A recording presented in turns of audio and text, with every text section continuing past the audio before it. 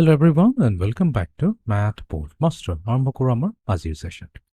So let's say আমাক দিছে এটা ডাঙৰ স্কোয়াৰ, ঠিক আছে? এই গোটেই ডাঙৰ স্কোয়াৰটো দিছে আৰু যদি ইয়াতে আমি চাওঁ এই ডাঙৰ স্কোয়াৰটো কিন্তু কেইটামান পাৰ্টত ডিভাইড কৰা আছে, ৰাইট? 1 2 3 4 5 6 7 8 9 10। তো 10 পাৰ্টছত ডিভাইড কৰা আছে। তো ইচ ষ্ট্ৰিপ যদি কওঁ সৰু সৰু ষ্ট্ৰিপ কেইটা চাওঁ, এইটো কি ৰেক্টেংগল নিচিনা লাগিছে। তো আমি ক'ব পাৰিম যে এটা স্কোয়াৰক 10টা ইকুৱেল ৰেক্টেংগলছত ডিভাইড কৰা আছে। তেনেহ'লে আৰু এই 10টা ৰেক্টেংগলৰ ভিতৰত যদি আমি কাউণ্ট কৰোঁ, কেইটামান পৰ্চন শ্বেডেড আছে। 1 2 3 4 5 6 ছটা ৰেক্টেংগল শ্বেডেড আছে। তো আমাক কৈছে এই যিমানখিনি পৰ্চনটো শ্বেডেড আছে সেইটোক আমাক ফ্ৰেকশ্যনত লিখিব দিছে, ফ্ৰেকশ্যনত ৰিপ্ৰেজেণ্ট কৰিব দিছে। কেইটামানক এই ছেইম বস্তুটোকে আমাক ডেচিমেলত ৰিপ্ৰেজেণ্ট কৰিব দিছে এণ্ড আমাক এই ছেইম বস্তুটো পাৰ্চেণ্টেজতো ৰিপ্ৰেজেণ্ট কৰিব দিছে। ছেইম বস্তুটোকে ফ্ৰেকশ্যন, ডেচিমেল আৰু পাৰ্চেণ্টেজত ৰিপ্ৰেজেণ্ট কৰিব দিছে। অ'কে, তেনেহ'লে আমি আৰম্ভ কৰোঁ। এতিয়া প্ৰথমতে যদি আমি ফ্ৰেকশ্যনটো কৰিবলৈ যাওঁ, ফ্ৰেকশ্যন একেবাৰে ইজি হয়। ফ্ৰেকশ্যন কৰিবৰ কাৰণে আমি প্ৰথমতে কি চাম যে আমাৰ যোনটো অৰিজিনেল স্কুৱেৰটো আছে সেইটো কেইটা ইকুৱেল পাৰ্টছত ডিভাইড কৰা আছে? 10টা। 1 2 3 4 5 6 7 8 9 10। তো আমি ক'ম যে টোটেল আছে আমাৰ 10টা। চ' আউট অফ 10 কেইটা পৰ্চন শ্বেডেড আছে? আমি যিমানটো শ্বেডেড আছে সেইটোৱেতো ফ্ৰেকশ্যনত লিখিব দিছে। আমিতো কাউণ্ট কৰিয়ে থৈছোঁ, 6টা আছে। 1 2 3 4 5 and 6। তো 6/10 এইটোৱে হৈ গ'ল ফ্ৰেকশ্যন। তো এই গোটেই ভিজুৱেল ৰিপ্ৰেজেণ্টেশ্যনটো আমি এতিয়া ফ্ৰেকশ্যনত ৰিপ্ৰেজেণ্ট কৰিলোঁ। এইটো হৈছে 6 আউট অফ 10 পাৰ্টছ, মানে আমি এনেকৈ ক'ব পাৰে 6 parts out of 10 equal parts shaded কৰা আছে। অ'কে, এতিয়া আমি ডেচিমেলত দেখুৱাব লাগিব।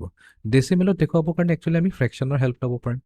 এই 6ক যদি আমি 10ৰে ডিভাইড কৰি দিওঁ, 6ক যদি 10ৰে ডিভাইড কৰি দিওঁ তেতিয়া আমি পাই যাম, বাট 6 10তকৈ সৰু হয়, সেইকাৰণে আমি কি ল'ব লাগিব? 0 ল'ব লাগিব, তেতিয়াহে এইটো 60 হৈ যাব।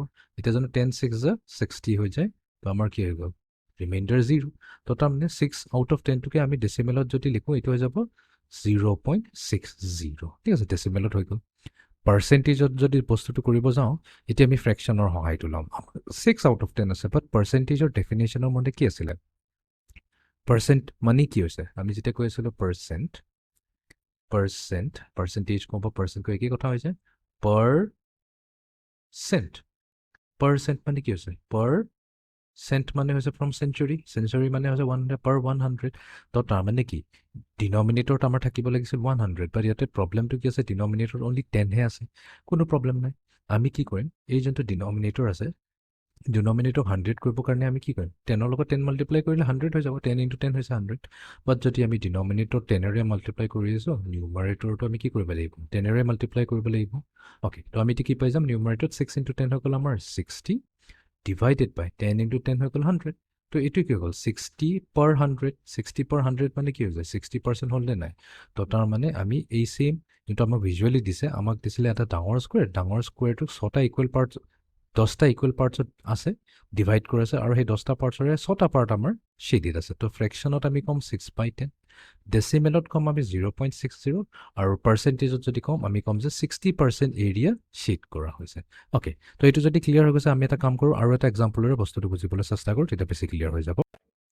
চ' এইবাৰ যদি চাওঁ, এইবাৰ আমাৰ কিন্তু যোনটো ডাঙৰ স্কুৱেৰটো হৈছে সেইটোক 100 পাৰ্টছত ডিভাইড কৰিছে, বিকজ ইয়াতে সৰু সৰু স্কুৱেৰ আছে। 1 2 3 4 5 6 7 8 9 10। ফাৰ্ষ্ট ৰোত 10টা আছে, ছেকেণ্ড ৰোত চাম 10টা এনেকৈ টোটেল 10টা আছে। চ' 10 × 10 হৈ যাব আমাৰ 100। তো এতিয়া যদি ইয়াক আমি ফ্ৰেকশ্যনটো ওলাব চাওঁ, আমি কোনটো ফ্ৰেকশ্যন ওলাব বিচাৰিছোঁ? যিটো শ্বেডেড ৰিজন আছে তাৰহে ফ্ৰেকশ্যন ওলাব বিচাৰিছোঁ দেই। তো আমি ক'ম যে আউট অফ 100 কেইটা পাৰ্ট আমাৰ শ্বেডেড হৈ আছে, কাউণ্ট কৰিব লাগিব। তো ইয়াতে কেইটা আছে? 10 1 2 3 এনেকৈ কাউণ্ট কৰিলে 10টা থাকিব। ইয়াতে 10, এইখিনিতো আহিব 10, পৰটো আহিব 10, তো টোটেল 32 হৈ গ'ল, প্লাছ 31 32 33 34 35 36। তো তাৰমানে আউট অফ 100 36 পাৰ্টছ আমাৰ কি হৈছে? 36 পাৰ্টছ আউট অফ 100 পাৰ্টছ কি হৈছে? ফ্ৰেকশ্যন, এইটো শ্বেডেড আছে, এইটো আমি ফ্ৰেকশ্যন ক'ম। বাট আমিতো জানো ফ্ৰেকশ্যন এটাক চিম্প্লিফাই কৰি পেলাই লিখিব পাৰোঁ। তো দুইটাৰে যদি আমাৰ কমন ফেক্টৰ কি আছে? কমন ফেক্টৰ 4 হ'ব। তো এইটোক যদি আমি কওঁ 4 9 × 36, তাৰমানে 36ক 4ৰে ডিভাইড কৰি আছোঁ, আৰু 25ক 4ৰে ডিভাইড কৰিলে হৈ যাব আমাৰ 25। তো আইদাৰ আমি 9/25 কওঁ বা 36/100 কওঁ, সেইটোৱে হৈ যাব আমাৰ ফ্ৰেকশ্যন। এতিয়া আমি আহি যাওঁ ডেচিমেললৈ। তো ডেচিমেললৈ কি হয়? ডেচিমেললৈ কৰিবলৈ হ'লে আমি চিম্পলি এইটোৱে হেল্প ল'ম।